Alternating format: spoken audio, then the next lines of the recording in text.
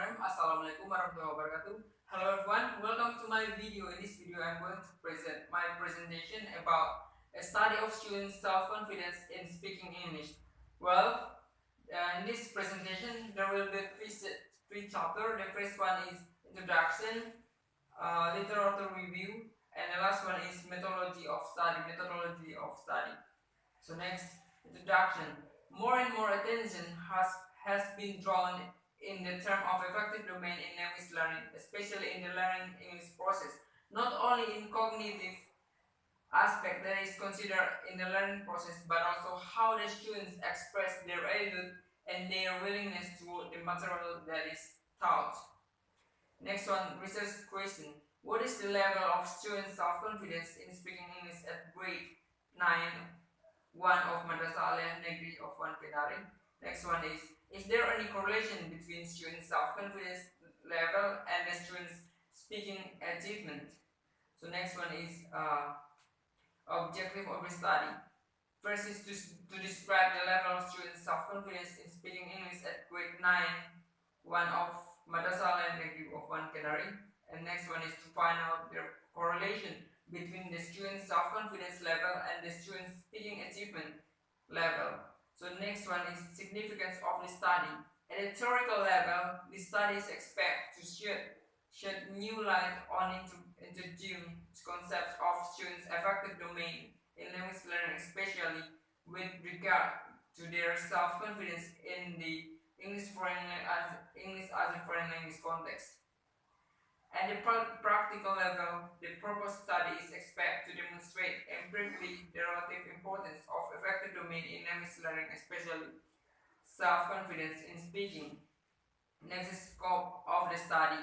This study will focus on the level of students' self-confidence in the way students speak English when the process of teaching and learning process is going on.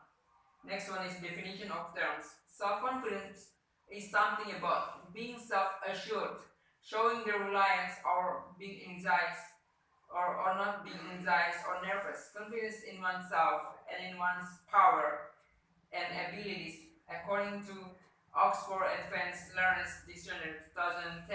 And speaking English is the action of conveying information or expressing one's thoughts and feelings in spoken English. It's according to the Oxford Dictionary of Current English 2009. Next one is chapter literature of review. This chapter contains a discussion of previous studies, effective filter hypothesis, the concept of self-confidence, characteristic of individuals who have confidence, the effect of lack of confidence, speaking skills in English, problems in speaking, and the characteristics of successful speaking English activity. Previous studies in Indonesia, review 2008 investigate confidence effect of students' achievement in senior high school of Islam Al-Marif Singosari Malang. In his study, he identified the students' achievement based on the whole result on their study and described the condition of students' self-confidence in senior high school of Islam Al-Marif Singosari Malang.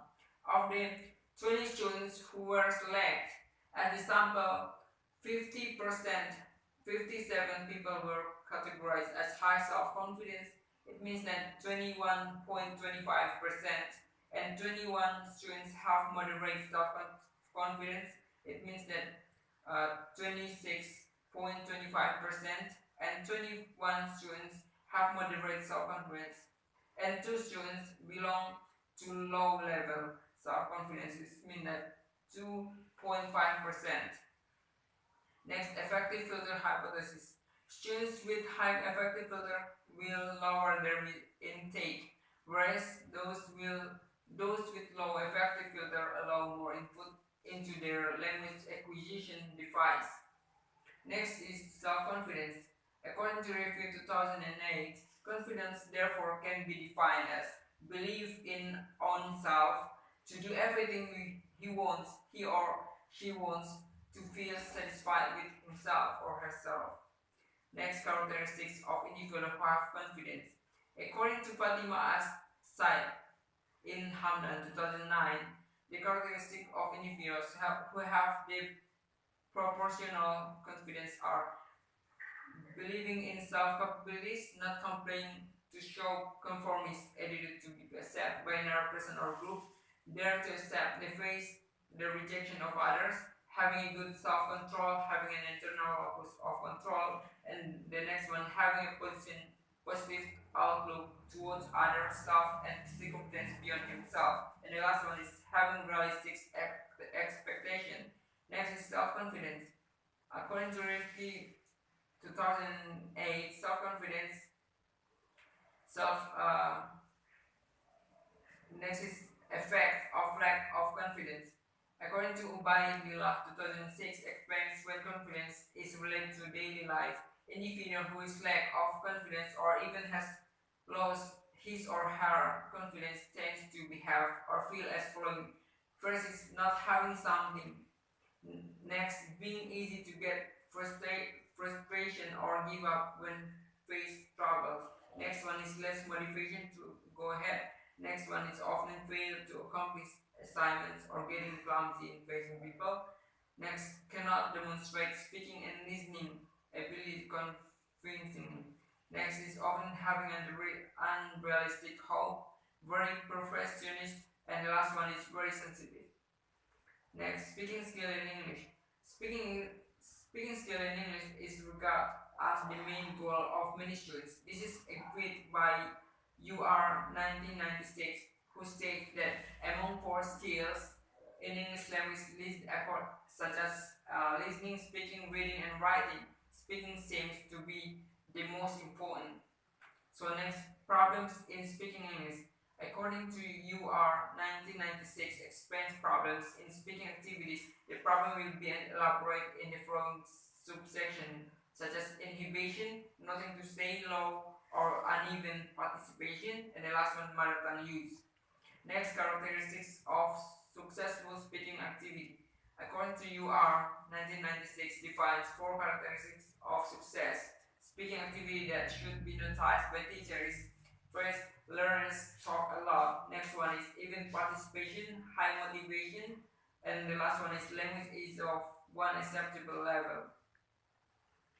The last chapter is methodology of study.